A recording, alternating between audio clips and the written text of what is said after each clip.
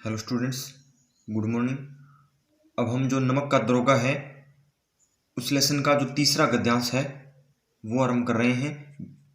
तो जब नमक इस गद्यांश में क्या है, लेखक ने जो उस समय अंग्रेजी शासन में जो नमक का व्यापार होता था, जो नमक का उस समय जो नया नया विभाग बना था, तो उसके बारे में चित्रण किया है भी। उस समय क्या परिस्थितियां थी, तो क्या है, जब नमक का नया विभाग बना, जब क्या है भी अंग्रेजी शासन में जो नमक का नया विभाग बनाया गया अर्थात नया कानून बनाया गया और ईश्वर प्रदत्त वस्तु के व्यवहार करने का निषेध हो गया। और इस प्रकार जैसे ही ये क्या है नया विभाग बना, नया कानून बना, इस विभाग कानून बनने के बाद में क्या है भी जो ये ईश्वर प्रदत्त का अर्थ होता है ईश्वर द्वारा दी गई वस्तु के व्यवहार यानी उसके व्यापार पर क्या है करने का निषेध हो गया अर्थात उसकी मनाही कर दी गई। फिर उसके बाद में क्या हुआ, तो फिर उसके बाद में लोग चोरी छिपे इसका व्यापार करने लगे। और जैसे ही क्या है ये विभाग बना दिया गया तो लोग इसका व्यापार क्या है अवैध तरीके से करने लगे। अनेक प्रकार के छल प्रपंचों का सूत्रपात हुआ और इस प्रकार अनेक प्रकार की जो धोखाधड़ी है वो आरंभ हो गई। कोई घूस से काम निकालता था, तो इस प्रकार जो अवैध तरीके से नमक ले जाने के लिए जो कोई व्यक्ति नमक लेके जाता था अवैध रूप से, वो क्या है भी रिश्वत के द्वारा जो अपना कार्य है वो निकालता था। तो कोई चालाकी से अपना कार्य संपूर्ण करता था। अधिकारियों के पोबारह थे, पोबारह का अर्थ होता है चांदी होना। तो उस समय जो नमक विभाग के जो अधिकारी थे उनकी चांदी बनी हुई थी अर्थात क्या है उनकी आय बहुत, उन्हें रिश्वतखोरी है वो बहुत प्राप्त हो रही थी। पटवारगिरी का सर्वसम्मानित पद छोड़ छाड़कर लोग इस विभाग की बरकंदाजी करते थे। अब उस समय भी नमक विभाग इतना महत्वपूर्ण था भी लोग क्या है जो पटवारगिरी यानी जो पटवारी की नौकरी होती है वो उसको बहुत सम्मान वाली नौकरी माना जाता है। तो उस नौकरी को छोड़कर भी लोग क्या हैं इस विभाग की बरकंदाजी अर्थात चौकीदारी करते थे। इसके दरोगा पद के लिए तो वकीलों का भी जी ललचाता था। तो अब इस नमक विभाग में जो दरोगा का पद था वो बहुत ही महत्वपूर्ण पद था और इसके लिए तो क्या है वकील भी इस पद को प्राप्त करना चाहते थे। आगे हैं, इस गद्यांश पर आधारित 3 प्रश्न है। ईश्वर प्रदत्त वस्तु किसे कहा गया है, यानी भगवान से प्राप्त जो वस्तु है वो किसे प्राप्त कहा गया है और इसके निषेध का क्या अभिप्राय है और इसे मनाही से क्या अभिप्राय है। प्रश्न नंबर 2, नमक निषेध कानून का क्या प्रभाव पड़ा, यानी जब नमक जो कानून बन गया अर्थात नमक का जो विभाग बन गया तब क्या है उस कानून का क्या प्रभाव पड़ा। नमक अवैध रूप से जो नमक बनाया जाता था वो क्या है रोक दिया गया, तो उसका क्या प्रभाव पड़ा। तीसरा प्रश्न है, किसका मन दरोगा पद के लिए ललचाता था, यानी प्रत्येक व्यक्ति कौन से ऐसे लोग थे जो दरोगा पद के लिए उनका मन ललचाता था।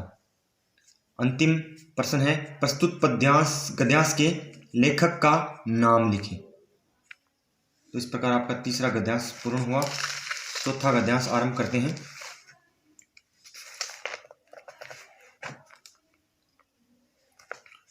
आगे इस पद्यांश में जो गद्यांश 4 है, इस पद्यांश में जो मुंशी वंशीधर है और जो उसके पिता हैं उनकी जो बीच में जो वार्तालाप होता है उसका चित्रण है।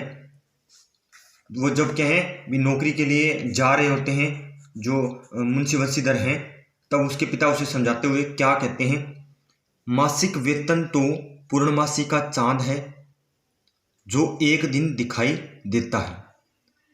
इसमें मुंशी वंशीधर को समझाते हुए उसके पिता कह रहे हैं भी जो मासिक वेतन होता है यानी जो महीने की जो तनख्वाह होती है या जो वेतन होता है वो तो क्या है पूर्णमासी का चांद है, पूर्णमासी के चांद की तरह है जो महीने में एक बार दिखाई देता है, जो एक दिन दिखाई देता है महीने में और घटते घटते लुप्त हो जाता है।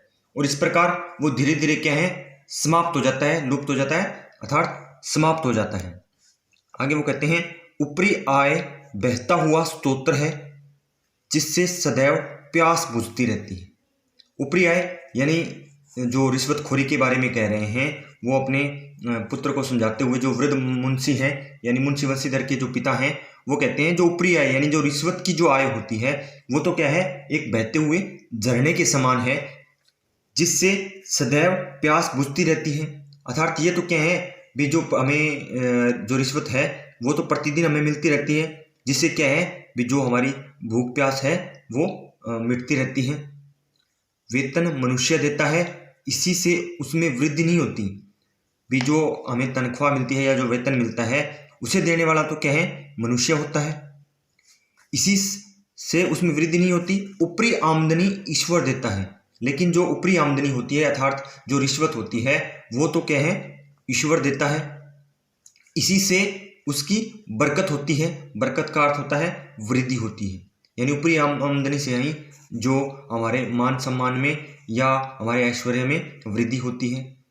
तुम समय विद्वान हो, तब उसके पिता उसे कहते हैं कि तुम समय पढ़े लिखे हो, तुम्हें क्या समझाऊं, कि तुम्हें समझाने की कोई आवश्यकता नहीं है।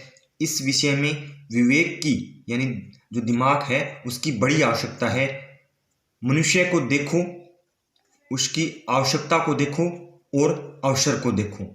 अब वो समझाते हुए कह रहे हैं भी जिस प्रकार जिस किसी से भी अगर हमें रिश्वत लेनी है तो क्या है भी उसको ध्यान से, उस मनुष्य को ध्यान से हमें देखना चाहिए, उसका जो प्रभाव है उसको देखना चाहिए, उसकी आवश्यकता होती है, यानी आवश्यकता के अनुसार क्या है भी हमें जो रिश्वत है वो लेनी चाहिए। और अवसर को देखो, और अवसर भी इसी प्रकार का हमें देखना चाहिए भी जिससे क्या है अधिक रिश्वत हमें प्राप्त हो सके।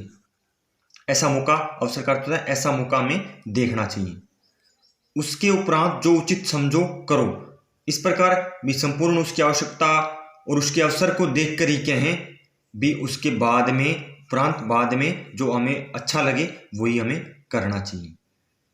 आगे वो कहते हैं गर्ज वाले आदमी के साथ कठोरता करने में ही लाभ है। गर्ज वाले आदमी यानी जो प्रभावशाली व्यक्ति होते हैं, यानी जिनके पास अधिक धन संपत्ति है, उनके साथ तो क्या है भी कठोरता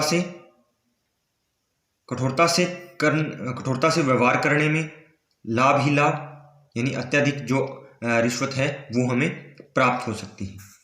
लेकिन बेगरज को दांव पर पाना जरा कठिन है। बेगरज, लेकिन यानी जो बेगरज यानी जिसे कोई गर्ज नहीं होती, जिसे कोई आवश्यकता नहीं होती, उसको दांव पर लगाना जरा थोड़ा सा कठिन होता है।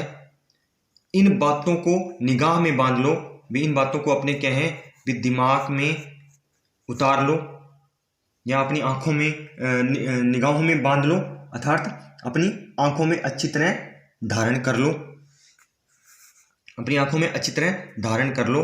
यह मेरी जन्म भर की कमाई है, यानी ये चीज़ें मैंने क्या है भी जीवन भर की कमाई से ये चीज़ें अनुभव की हैं। आगे हैं इस पद्यांश पर आधारित प्रश्न है। पहला प्रश्न है इस पद्यांश में कौन किसे क्या उपदेश दे रहा है। इसको आप गद्यांश को ध्यान से समझोगे तो आपको इस प्रश्न का उत्तर मिल जाएगा आसानी से। दूसरा प्रश्न है मासिक वेतन को पूर्णमासी का चांद, यानी पूर्णमासी का चांद जो एक महीने में एक बार दिखाई देता है, क्यों कहा गया है, क्या कारण है। जो मासिक वेतन होता है उनको उसको पूर्णमासी का चांद कहा गया है।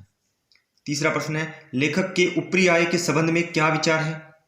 इसमें लेखक जो ऊपरी आय है उसके संबंध में लेखक के क्या विचार हैं, यानी जो रिश्वत है उसके संबंध में लेखक के क्या विचार हैं। प्रश्न नंबर 4 है कैसे आदमी से अधिक रिश्वत ऐंठने का सुझाव दिया गया है। कैसे आदमी से अधिक रिश्वत ऐंठने यानी लेने का सुझाव दिया गया है। यानी प्रथम जो 3 प्रश्न है वो 2-2 नंबर के हैं, अंतिम प्रश्न है वो 1 नंबर का है।